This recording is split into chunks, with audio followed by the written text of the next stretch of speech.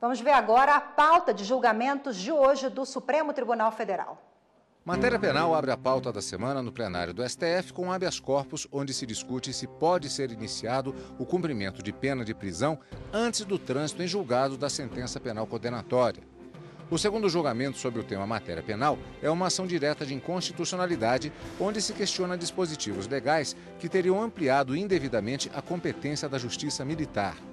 Direito penal e matéria política é o segundo tema do dia, começando com a ação direta de inconstitucionalidade, onde se questiona a resolução do Tribunal Superior Eleitoral que proibiu a realização de propaganda eleitoral via telemarketing. Outra ação direta de inconstitucionalidade sobre o mesmo tema trata das leis de criação e fusão de partidos políticos. O tema seguinte é servidor público, com uma única ação, onde é questionada a constitucionalidade de dispositivo da Constituição do Paraná que proíbe a realização de provas orais em concursos públicos com caráter eliminatório. Fecha a pauta o tema Direitos Fundamentais, com recurso extraordinário, onde se discute sobre o alcance da exigência de aviso prévio à autoridade competente como pressuposto para o legítimo exercício da liberdade de reunião. Mais informações sobre a pauta de julgamentos no site do Supremo Tribunal Federal, stf.jus.br. E para falar sobre a pauta de julgamentos do STF, nós conversamos agora com a consultora jurídica da TV Justiça, Gisele Reis. Boa tarde, Gisele. Boa tarde, Rafaela. Boa tarde, Cadu. Boa tarde, Gisele. Gostaria de começar perguntando o seguinte, é um habeas corpus especificamente, que é o grande destaque da sessão plenária de hoje, e que trata da questão do ex-presidente Lula. Mas existe um debate também relacionado à questão da prisão, da possibilidade de prisão com o julgamento ainda na segunda instância, havendo possibilidade de recursos serem apresentados posteriormente, antes de chegar ao chamado trânsito em julgado. No caso, o habeas corpus é específico em relação ao ex-presidente, mas essa decisão ela pode afetar a questão da jurisprudência da Corte, que atualmente prevê que a prisão em segunda instância já pode acontecer. Exatamente, Cadu. O que acontece? Nós temos ao todo 6 processos que estão na pauta.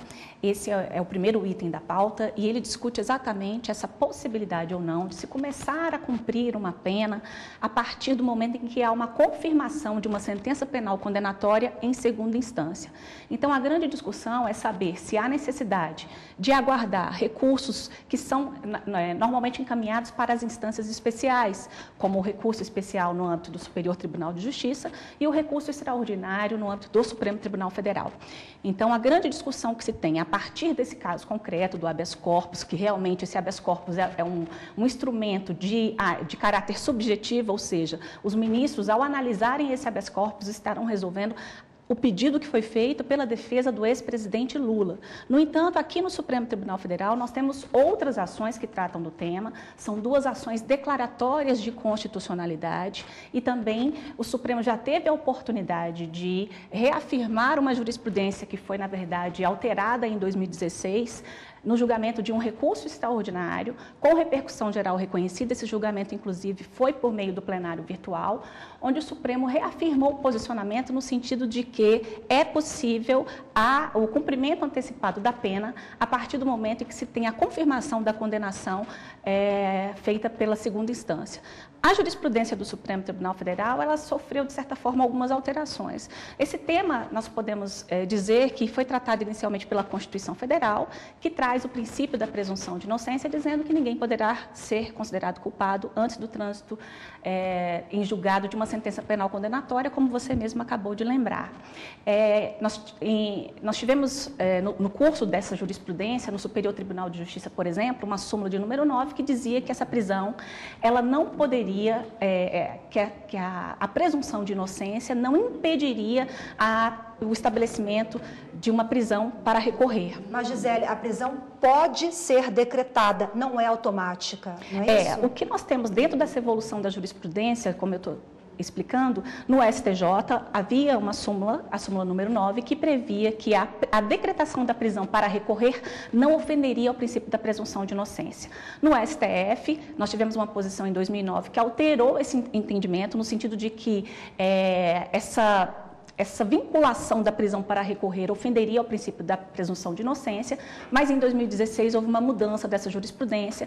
Essa jurisprudência, na verdade, ela foi adotada dentro de um julgamento de um habeas corpus. O fato dessas ações, né, que tramitarem no Supremo, como a ação declaratória de constitucionalidade, o recurso extraordinário com repercussão geral, permite que o Supremo Tribunal Federal tome uma decisão que vá atingir a todas as pessoas indistintamente. É claro que a partir desse julgamento de hoje, haverá uma direção sobre a postura dos ministros em relação a esse tema. É importante salientar o seguinte: trata-se apenas de uma decisão relativa a essas questões que estão envolvidas. Nenhuma questão relacionada à decisão do TRF4, especificamente sobre a condenação do ex-presidente da República. Exatamente. Assim, o que está na pauta é exatamente o direito de aguardar em liberdade os julgamentos os julgamentos de recursos em instâncias superiores, como o Superior Tribunal de Justiça e o Supremo Tribunal Federal. Até porque o Supremo não é revisor de provas, né, Gisele? Não se admite a possibilidade de revolver essa matéria probatória no âmbito dessas instâncias superiores. Só questões, no caso do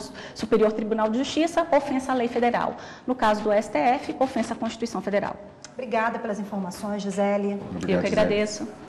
E lembrando que você vai acompanhar a sessão do Supremo Tribunal Federal logo mais comigo e com a consultora jurídica da TV Justiça, também junto com a Gisele, é claro, a Karina Zucolotto.